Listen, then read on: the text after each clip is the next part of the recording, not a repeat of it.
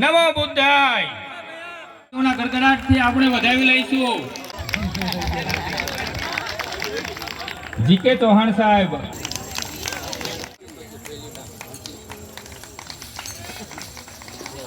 લાલજીભાઈ કેવળિયાથી આવે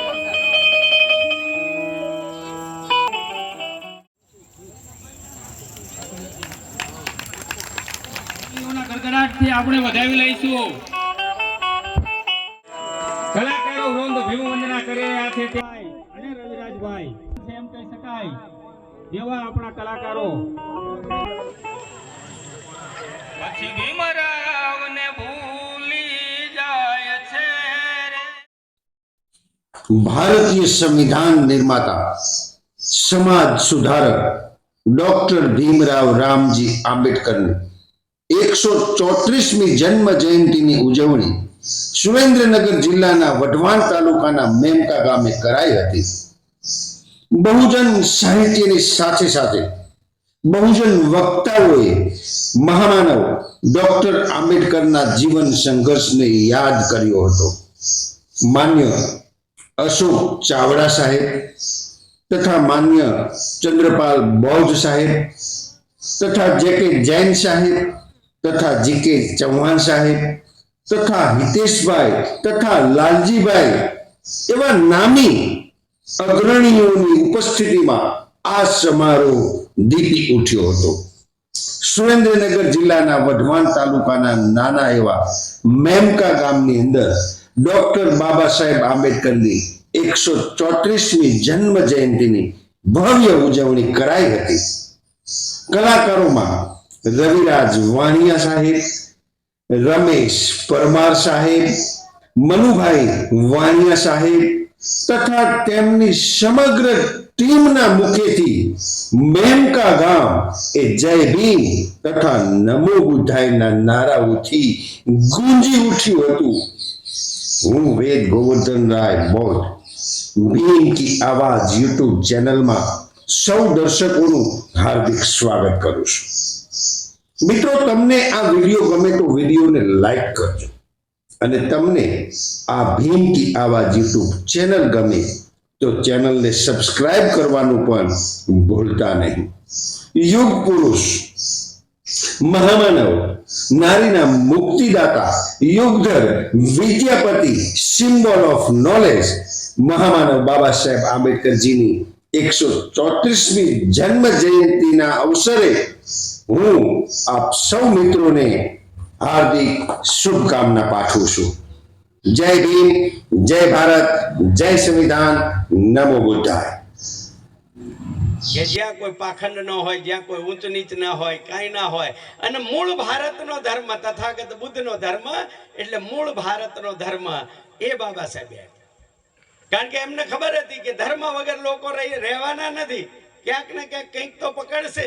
એમ કહેશું કે તમે મૂકી દો તો મૂકશે નહીં। બાબા સાહેબે આપણને વૈજ્ઞાનિક અભિગમ સાથેનો જેમાં ઊંચ નીચ ન હોય, જેમાં સાયન્ટિફિક એપ્રોચ હોય એવો આપણને માનવતાવાદી ધર્મ આપ્યો। પણ આપણે બાબા સાહેબને માનીએ છીએ, અહીં બેઠેલા કેટલા બાબા સાહેબને માનીએ છીએ? માનો છો કોઈ બાબા સાહેબને? બધા આપણે બધા બાબા સાહેબને માનીએ છીએ, પણ બાબા સાહેબે કીધેલી એક પણ વાત માનતા નથી। બાબા સાહેબે કીધું એ તો કરવાનું નહીં। બાબા સાહેબે સંઘર્ષ કર્યો, બાબા સાહેબે અપાયું એ મેળવવું છે, એનો લાભ લેવો છે, સરપંચ બનવું છે, આપણે જિલ્લા પંચાયત, તાલુકા પંચાયત, ધારાસભ્ય બધું જીતવું છે। પણ સમાજની વાત આવે ત્યારે સમાજની વાત નહીં, પણ જે લોકો ઉપરથી કહે એ પ્રમાણે કરવાની જે ટેવ પડી છે એના કારણે આજે ફરી પાછું એ જે આપણે સંઘર્ષ કરી અને બાબા સાહેબે જે અપાયું હતું ને એમાં ધીરે ધીરે ધીરે ધીરે હવે પાછું જાણે કે ફરી ગુલામી તરફ જઈ રહ્યા હોય એવો જે માહોલ બન્યો છે। કારણ કે બાબા સાહેબે કીધું કે હું મારા એકના બેંક બેલેન્સ માટે હું નથી લડતો। જેનું બેંકમાં ખાતું નથી એની પાસે કંઈક બેલેન્સ હોય, એનું મકાન હોય, એનું ઇજ્જત હોય, એના માટે થઈને હું સંઘર્ષ કરું છું।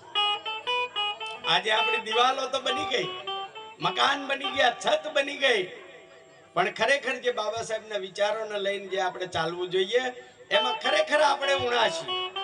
હમણાં જ અત્યારે ચૈતર મહિનો હાલે છે, બધાને ખબર છે, બરાબર?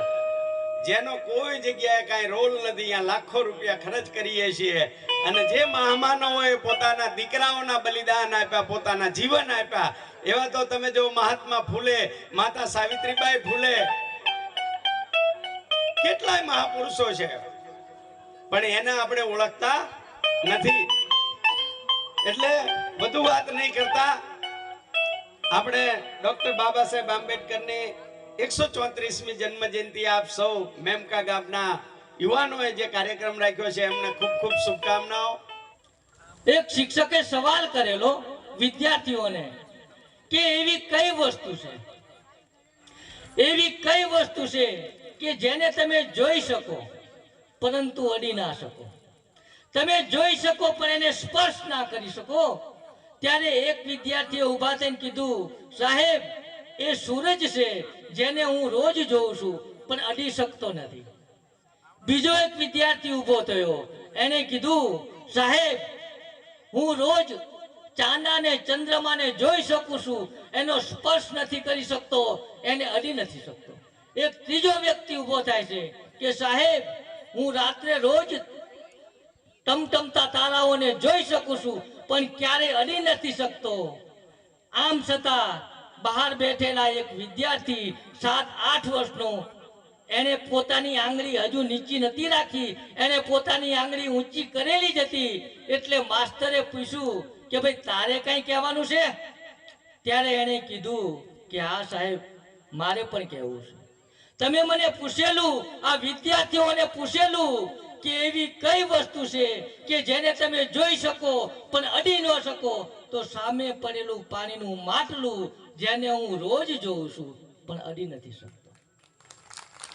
શુદ્ધ પીવાના પાણીની પરવાનગી નહોતી અને ડોક્ટર બાબા સાહેબે સૌ પ્રથમ એ વખતે પાણી પીવાનું નહોતું. ઉનાળાનો દિવસ હતો, ડોક્ટર બાબા સાહેબને તરસ લાગે છે પણ એ પાણી નથી પી શકતા. ઘરે આવી તરસના કારણે પોતાની માતાના ખોળામાં માથું મૂકી અને રોવે છે કે માં હું પાણી કેમ નથી પી શકતો? બધા વિદ્યાર્થીઓ પાણી પીવે છે અને મને પાણી પીવાનો હક નહીં.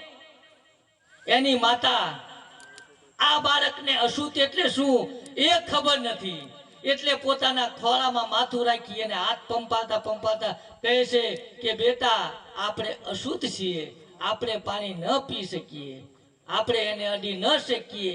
એમના માટલામાંથી હું કે તમે પાણી ન પી શકીએ, આમ કહેતા એ ભીમરાવ 7-8 વર્ષના બાળકનો લુખ્ખો ચહેરો જોઈ, કરમાયેલો મૂંઝાયેલો ચહેરો જોઈ એક માતાની આંખમાંથી આંસુ ટપકે છે.